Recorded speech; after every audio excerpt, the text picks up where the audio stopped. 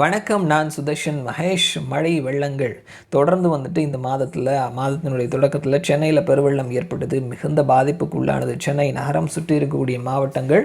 So அடுத்தது மாதத்தினுடைய நடுவில் 17, 18 இந்த தேதிகளில் தென் மாவட்டங்களை, குறிப்பாக வந்துட்டு தென்காசி, கன்னியாகுமரி, திருநெல்வேலி, தூத்துக்குடி, இந்த 4 மாவட்டங்களையும் மழை வெள்ளம் வந்துட்டு மிக கடுமையான அளவில் பாதித்தது. அதில் மிகப்பெரிய அளவில் பாதிக்கப்பட்டிருந்தது திருநெல்வேலி மாவட்டம். ஓரளவு பாதிக்கப்பட்டிருந்தது. தூத்துக்குடி மாவட்டம் மிக கடுமையாக பாதிக்கப்பட்டிருக்குது.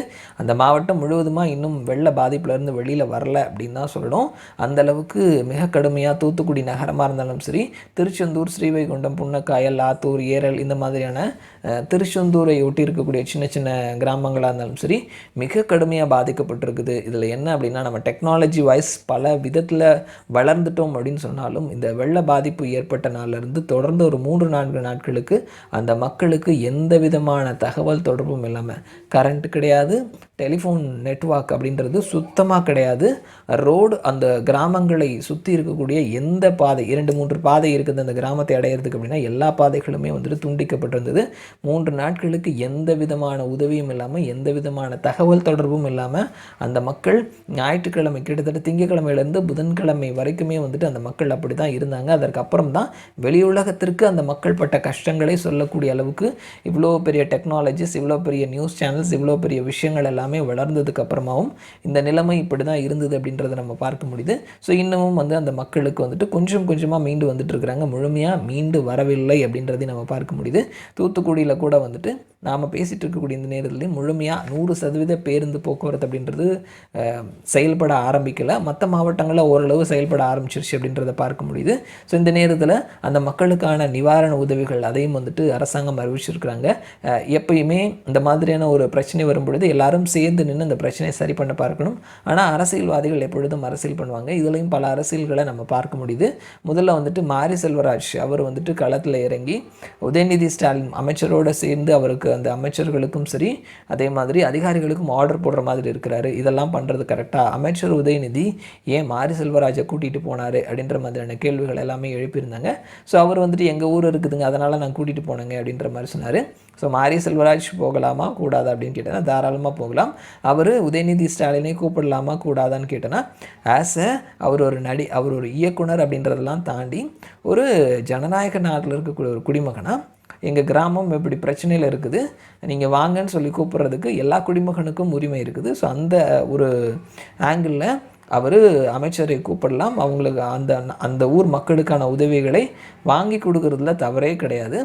ஆனால் அந்த ஊர் மக்களை மட்டும் கவர் பண்ணிவிட்டு மற்ற ஏரியா மக்களுக்கு அந்த மாதிரி இங்கே போகிறதுனால அங்கே ஏதாவது ஒரு அஃபெக்ட் ஆகுது, வேறு இதை விட கடுமையாக பாதிக்கப்பட்ட மக்களை பார்க்க முடியாமலோ அவங்கள அணுக முடியாமலோ இருந்தது அப்படின்னா அந்த இடத்துல ஒரு பிரச்சனை வரலாம். அதை தாண்டி வந்துட்டு அவருடைய மக்களை மீட்கிறதுக்கு அரசினுடைய உதவியை கோருனதில் பெரிய தவறுகள் எதுவும் இல்லை அப்படின்றது தான் நம்ம பார்க்க முடியுது.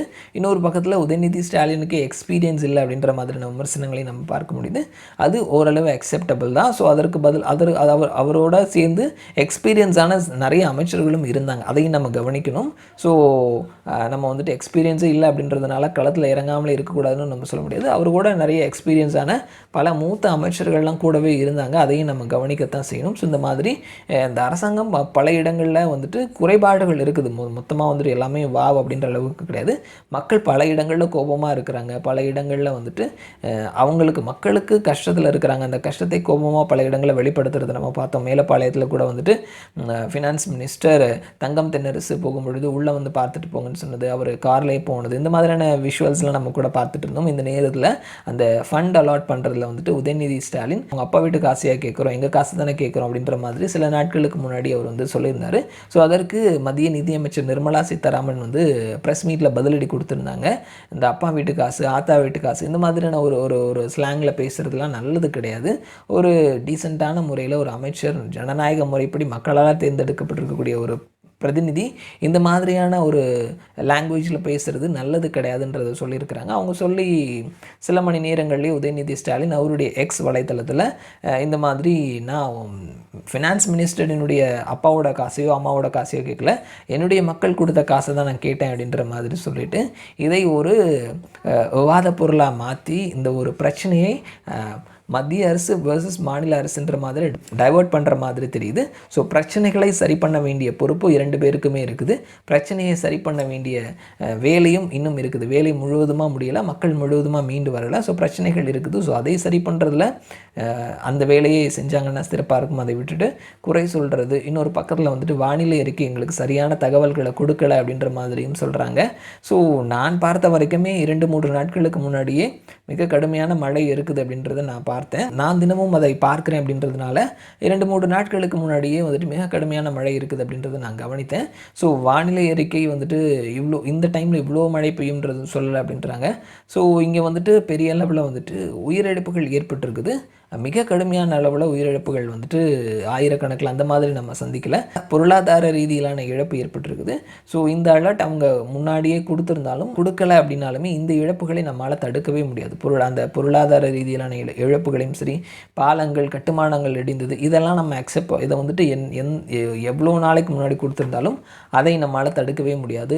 இன்னொரு பக்கத்தில் சின்ன சின்ன கிராமங்களில் கூட வந்துட்டு அந்த ஊரில் இருக்கக்கூடிய கம்மாய்கள் உடைந்ததை நம்ம பார்க்க முடியுது. இந்த மாதிரியான விஷயங்களில் முன்னெச்சரிக்கை நடவடிக்கைகள் அப்படின்றது பல மாதங்களுக்கு பல வருடங்களுக்கு தொடர்ந்து செய்ய வேண்டிய பணிகள். அதை செய்யாமல் விட்டதுனால தான் இவ்வளோ பெரிய ஒரு இயற்கை பேரிடரை நம்ம சந்தித்தோம். அதில் நம்ம கவனம் செலுத்தி அதை நம்ம சரி பண்ணுற வேலையை விட்டுட்டு இந்த நேரத்துலையும் நம்ம வந்துட்டு அரசியல் பண்ணலாம், தவறு கிடையாது. அதை வைத்து டைவர்ட் பண்ணுற மாதிரியான விஷயங்களை பண்ணிவிட்டு மக்களுக்கான விஷயங்களை செய்யாமல் போயிட்டோம் அப்படின்னா அவங்க கோபம் அடைவாங்க, ஆத்திரம் அடைவாங்க, தெருவில் இறங்கி போராட்டம் பண்ணுவாங்க. அப்புறம் அதை எலெக்ஷனில் அவங்க ஒரு ரிசல்ட்டாக கொடுப்பாங்க. ஸோ அரசியல் கட்சிகள் புரிஞ்சுக்கிட்டு மக்கள் நலனில் கொஞ்சம் கவனம் செலுத்தி செயல்பட்டாங்க அப்படின்னா நல்லாயிருக்கும். மறுபடியும் நான் உங்களை இன்னொரு வீடியோவில் சந்திக்கிறேன். அது வரைக்கும் நன்றி.